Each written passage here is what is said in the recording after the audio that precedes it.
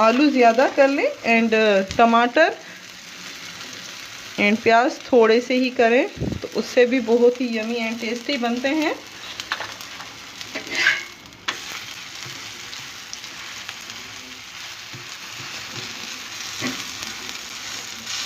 बाकी सारे पराठे भी मैं इसी तरह से बनाऊंगी।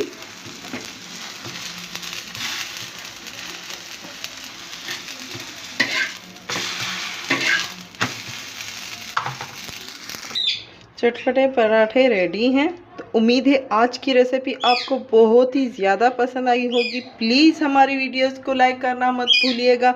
लाइक करें, शेयर करें एंड सब्सक्राइब करें। Thank you.